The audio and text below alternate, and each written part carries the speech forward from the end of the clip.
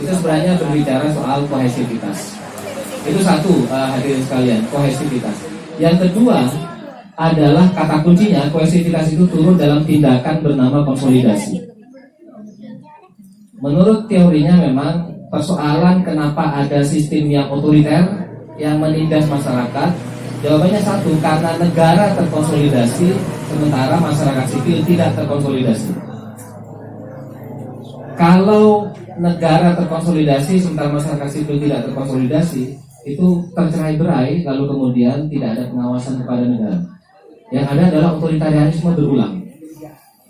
Indonesia sebenarnya masih kondisinya seperti itu. Negara terkonsolidasi, civil society tidak terkonsolidasi, sehingga tidak ada pengawasan kepada negara sebenarnya. Yang ada di Indonesia adalah pengawasan terhadap kritisme seberang. Contohnya begini, Pilpres 2014, ada yang pro Prabowo, ada yang pro Jokowi. Pemilu segala macam ya, Jokowi menang tipis, 2 kali menang tipis, karena memang bedanya tidak terlalu jelas dengan Prabowo. Membuat saya tersinggung, soalnya harus ada bedanya tidak jelas. Kalau bedanya jelas pasti menangnya besar. Ini bedanya tidak jelas, sehingga kemudian menangnya sedikit. Lalu negara terkonsolidasi, kemudian rakyat akibatnya menjadi tidak terkonsolidasi. Rakyat terbelah dua. Ada yang pro Jokowi, ada yang pro Prabowo. Masalahnya kebanyakan orang mengira Pilpres masih besok pagi. Setiap hari oleh banyak orang dianggap sebagai H-1 Pilpres. Kalau H-1 Pilpres, ujian terhadap Jokowi hari ini bisa berimplikasi terhadap kenaikan suara Jokowi besok. Celaan terhadap Jokowi hari ini bisa berimplikasi terhadap turunnya suara Jokowi besok. Kalau Pilpres masih besok, padahal Pilpres sudah lewat. Nanti orang merasa masih Pilpres besok. Jadi kalau Jokowi di situ dikit, enggak. Amin pek atau satu gila kuda saya.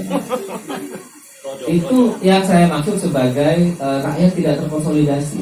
Kritis terhadap pemerintah dianggap anti negara. Kritisisme terhadap pemerintah di counter oleh rakyat, bukan oleh negara. Kalau dulu, kalau ada yang mengkritik pemerintah, yang ribut itu Kodim, kan gitu. Laksusda, timin gue ada yang mana Laksusda. Saya milenial mungkin tahu nih kayak pada lembaga nih kan. Kodim, EPK Kodim. Banyak orang kiai pesantren tangkap Kodim karena kritis ke pemerintah. Mangket beni Kodim saya ingat, tapi pendukung presiden. Mon Jokowi kritik, aku pilih buat masa apa salah Jokowi. Ya masalah Jokowi masa salahnya Simon Peres, salahnya ke Indonesia yang meminta mandat berkuasa jika Jokowi. Mohon beda kesalahan, makin salahnya Jokowi. Masa salahnya kau Indonesia kalau tak pernah minta mandat pemerintahan. Dan sebaliknya di Jakarta juga begitu. 2 kali Anies sama Ahok itu sama kelakuan orang-orang. Pokoknya kalau ada kritis terhadap orang yang kritis terhadap Ahok, itu yang akan melawan itu adalah orang yang pro Ahok. Kalau ada yang kritis terhadap Anies, yang akan melawan adalah orang yang pro Anies. Jadi penguasa sekarang Bapak Ibu sekalian itu enaknya minta ampun, karena tidak perlu membuat counter. Yang mengcounter itu rakyat. Ini namanya tidak ada konsolidasi. Rakyat tidak terkonsolidasi, sementara negara sangat terkonsolidasi. Jadi hakikatnya Indonesia itu masih potensial terhadap otoritarianisme karena negara lebih terkonsolidasi. Nah, tahun 2000 itu kekuatan pesantren dengan cepat mengkonsolidasi diri sehingga mampu mengalahkan aktor-aktor otoriter yang di zaman Orde Baru berkuasa, yaitu militer dan Golkar. Hari ini ABG. Sama kan Golkar kan tidak punya terus adik kosegi dan itu adalah sumpah atau niat banyak sekali politisi pesantren tahun 99, yaitu menolkan Golkar, baru tercapai tahun 2019. Karena memang musuh bebuyutannya itu Golkar, termasuk ya almarhum bapak saya sendiri nanti tokohnya itu ya, yang memainkan, yang sering saya dapati berdebat dengan kakaknya sendiri yang ketua P3, yaitu namanya Abdul Ghafar juga. Ketua P3 tahun berapa itu, yang seniornya Kiai Waris. Jadi ada konsolidasi yang membuat kekuatan politik santri bisa menghancurkan ya sendi-sendi otoritarianisme negara dan mengganti posisi penting itu dengan pesantren. Itu yang terjadi tahun-tahun 2000-an. Dan itu yang tidak terjadi sekarang. Di kota lagi boleh tak? Kohesivitas dan konsolidasi itu yang tidak ada sekarang, sehingga kekuatan politik santri tiba-tiba menjadi seperti apa yang sering saya sindirkan di tingkat nasional, diperalat oleh kaum abangan. Ini mohon maaf untuk orang-orang PDIP di sini. Termasuk tim akademik Epengkot. Itu tingkat nasional, harus di Sumeneb kan tidak. Tidak beda. Tidak ada bedanya. Jadi kohesivitas dan konsolidasi itu yang sekarang sirna. Itu pun kalau kita berbicara di tingkat politik elektoral, politik berpemilu. Masalahnya Bapak Ibu sekalian, kohesivitas dan konsolidasi itu tidak pernah saya lihat muncul di ruang yang lebih esensial, yaitu politik pengelolaan kepentingan bersama. Itu yang sebenarnya harus diperjuangkan oleh Ika Suka dan generasi milenial terutama, yaitu agar kohesivitas dan konsolidasi politik santri keterwakilan. Tapi yang saya maksud adalah membawa kepentingan rakyat menjadi kebijakan publik. Itu adalah representasi. Membawa kebutuhan rakyat menjadi keputusan-keputusan regulasi di tingkat publik. Itu adalah politik representasi. Di sini sayangnya saya belum melihat tadi kepiawaian politik. Bagaimana menjadikan kepentingan rakyat itu sebagai keputusan-keputusan publik. Contoh kepiawaian politik yang nyambung dengan kepiawaian politik pemerintahan yang nyambung dengan kepiawaian politik elektoral itu justru ditunjukkan oleh Toronan Naureng Sumeneb Syahibada Lumajang. Sekarang dunia sedang melihat bupati muda namanya Cak Torik. Ini bukan cuma canggih dalam politik elektoral, yaitu canggih dalam hal cara memenangkan suara, tapi juga canggih dalam hal menjaga kesetiaan rakyat dengan cara menjadikan kepentingan rakyat sebagai keputusan-keputusan politik dia. Ini kepiawaian seperti ini yang masih harus kita cari di Sumeneb. Jadi Cak Torek itu bisa dengan berani melabrak korporasi juga. Korporasi kalau korporasi itu menabrak kepentingan rakyat, resikonya besar. Dia kemarin bulan lalu dipolisikan oleh sebuah perusahaan. Dia dilawan oleh pengusaha tambang pasir yang tidak diberi keleluasan lagi oleh bupati. Dia datang melakukan sidak terhadap hal-hal yang dikeluhkan oleh rakyat dan kemudian dengan berani menabrak kepentingan korporasi. Kepiawaian seperti itu Bapak Ibu sekalian yang belum kita lihat dari tokoh-tokoh politik kita di Sumeneb. Kalau sekali lagi kalau selalu memenangkan suara, jangan ditanya, ahlinya ada di sini semua, canggih-canggih. Tapi setelah dapat suara, menjaga amanat demokrasi itu tidak semua punya kekayaan. Harapan saya adalah agar dari generasi muda ada yang punya kepiawaian yang komplit, yaitu piawai memperoleh dukungan rakyat lewat suara, dan setelahnya piawai mewujudkan kepentingan rakyat menjadi kebijakan. Karena ini terus terang saja, ini kita berbicara sebagai sesama orang berpendidikan. Catatan pemerintahan yang bersih di Sumeneb itu agak buruk. Ini kapan Pak Alos ini macam boleh. Catatan soal clean governance di Sumeneb itu agak buruk. Sekali lagi ini diperhalus nanti yang sebenarnya nanti saya bisikan satu persatu. Tapi itu tadi kepiawaian untuk mencegah proses-proses hukum itu memang Sumeneb jagonya. Yang kalau di tempat lain saya kira sudah banyak yang umroh di Rasuna Said. Kalau di sini di Medaeng. Medaeng ada. Nah Bapak Ibu sekalian, ini agak memprihatinkan karena begini, Sumeneb itu punya resource, punya kekayaan untuk membuat masyarakatnya sejahtera. PAD Sumeneb itu tidak kalah dengan PAD Kabupaten Sleman misalnya. Dengan beberapa kabupaten yang mampu menghasilkan program-program yang bagus. Tapi Ini contoh saja. Ini contoh saja. Gubernur yang paling powerful di Indonesia itu salah satunya adalah Sultan Hamengkubuwono ke-10. Dia bukan cuma bisa memaksakan soal pemilihan, tapi dia juga bisa memaksakan bentuk pemerintahan. Tidak ada gubernur lain yang bisa melakukannya.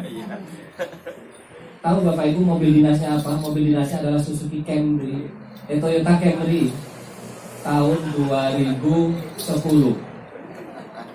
Mobil agak lama, AB1 gitu ya, plat merah AB1 itu Camry 3.4G gitu ya. Ya mobil mewah untuk ukuran saya, tapi untuk ukuran seorang gubernur yang sangat powerful itu biasa-biasa saja. Toyota Camry tahun 2000. Ini saya tidak mau bandingkan dengan Bupati Sumeneb ya. Saya cuma cerita bahwa mobil dinasnya.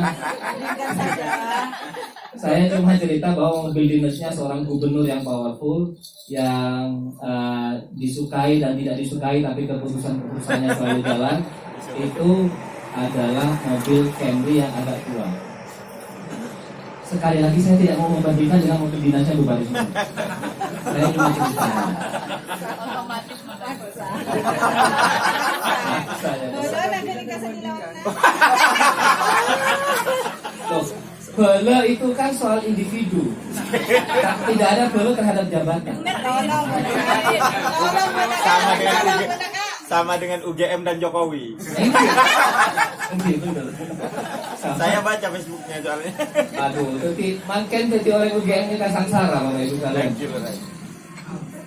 Rezim nasional ini sering disebut oleh orang-orang universitas lain sebagai ini gimana rezim UGM? Apa rezim UGM? Milo tak Milo oleh ke sana. Rezim UGM. Jadi poin saya Bapak Ibu sekalian mulai tabit-tabit nih kan.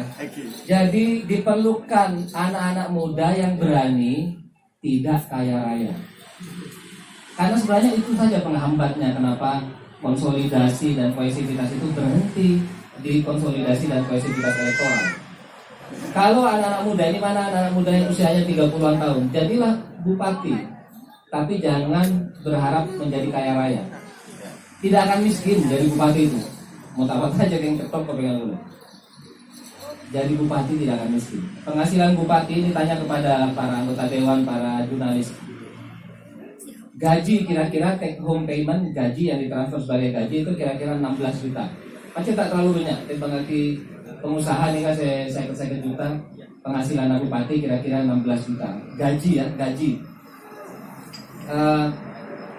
Tak bisa tuh orang orang dosen juga.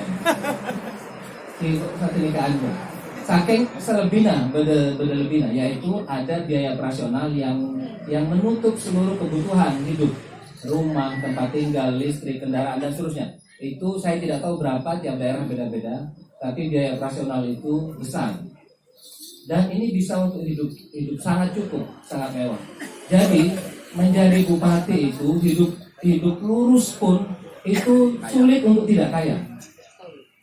Tanpa tidak lurus, boleh tak mau sini dulu. Pokoknya hidup lurus itu sangat kaya raya. Tapi pertanyaannya, ini terang-terangan saja, ada nggak yang berani tidak kaya? Ada. Nah kalau ada yang begitu itu yang kita jadikan bupati, yaitu orang yang mau menjadi bupati dan hidup hanya dengan gaji 16 juta plus biaya operasional 150 juta per bulan. Saya daftar. PDP siap. Bupati seperti ini banyak saya lihat yang berani lalu menabrak ke sana sini karena tidak ada kepentingan. Tidak ada korporasi yang membiayai kampanyenya, berlebihan menyokong 100-200 juta di lumrah lah. Tapi tidak ada yang menanggung sampai puluhan miliar. Tidak ada korporasi yang dehem sedikit bupati takut. Banyak kali bupati seperti itu. Di Banyuwangi kita lihat bupati yang seperti itu. Di mana di tadi Lumajang ada Kapolres bupati seperti itu. Di Nganjuk. Dulu di mana lagi? Di Kebumen ada bupati seperti itu. Di Surabaya ada wali kota Risma. Banyak kok, dan mereka tidak miskin. Kalau mereka sepedaan, naik sepedanya minimal 25 juta. Tak miskin. Jadi minimal mau kayak Lorton kayaknya dosen UGM bisa mulai. Kayaknya sengkak kalau aku soki. Pasti pada ikan suka. Burung ganti rektor. Jadi poin saya Bapak Ibu sekalian, mari kita alumni Kasuka, terutama yang muda yang masih punya energi, jadilah orang-orang baru yang bisa mengkonsolidasi, bisa membangun kreativitas untuk sepanjang masa politik, tidak hanya urusan berpemilu.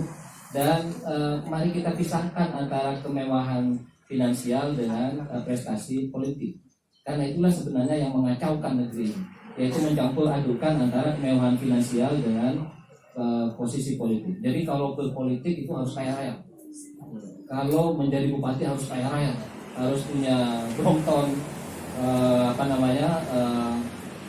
Cherokee dan seterusnya. Bisa kok jadi bupati itu tidak kaya raya. Di Sleman biasa saya lihat seorang sekda pensiun yang hanya punya mobil pribadi berupa Suzuki Sidekick tua. Sidekick nih kamu, tak ada aja kalau lihat. Sekda Sleman sebelum pensiun mobil pribadinya cuma Sidekick aja nih. Mobil dinasnya lain lah, Suzuki, Toyota Vios, Sekda. Kalau nggak punya Vios Sekda semua. Sekda Sleman mereka mobil dinasnya Vios. Lalu ketika pensiun mobil pribadinya cuma Sidekick. Bagusan mobil saya, ampun. Mobil dosen-dosen UGM lebih bagus. Jadi mereka tidak. Jadi yang namanya berprestasi di birokrasi, berprestasi di politik itu bisa kok dilepaskan dari kemewahan finansial. Menjadi jaksa yang bagus tidak harus kaya raya seperti Pinangki. Begitu itu dilepaskan, tiba-tiba hidup menjadi gampang dijelaskan. Oh, saya bisa kok jadi bupati, tapi pensiunnya tetap biasa-biasa saja. Saya masalah kan akademika. Pensiunnya saya Trosokyo, Arja Istana, bisa keliling Eropa dan seterusnya. Padahal kalau berprestasi keliling Eropa itu otomatis pasti diundang di banyak negara untuk menceritakan pengalaman-pengalamannya. Nah, cuma butuh anak muda yang seperti itu, yang berani, bukan hanya berani menghadapi lawan politik, tapi juga berani melawan tekanan sosial untuk kaya raya. Karena itu sering-seringlah nonton ceramahnya Gus Baha. Sponsor. Gus Baha ketika ditanya oleh Najwa Shihab, kenapa kok bajunya tidak perlete, padahal udah terkenal, jawaban dia adalah, saya juga baru tahu kalau terkenal itu belakangan. Baru tahu kalau dia terkenal setelah diceritain oleh orang-orang. Dan setelah terkenal pun dia tidak merasa harus perlente, tidak harus merasa harus mewah. Nah itu contoh kemerdekaan seperti itu yang kita perlukan dari politisi kita. Yaitu kalau menjadi bupati dia boleh biasa-biasa saja.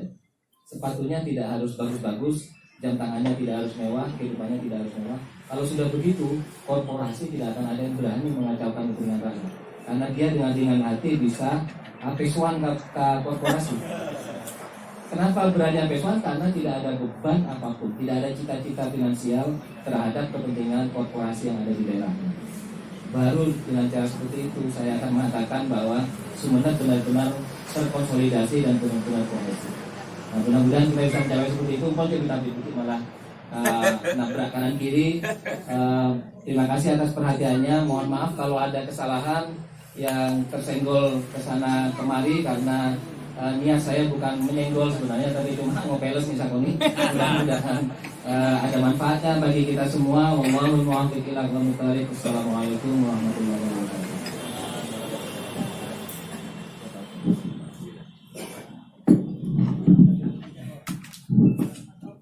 Sangat menarik. Mungkin saya ingin mengatakan bahwa sebenarnya yang bisa merdeka itu mentor saya, yaitu Abrori. Beliau itu lulusan bukan UGM,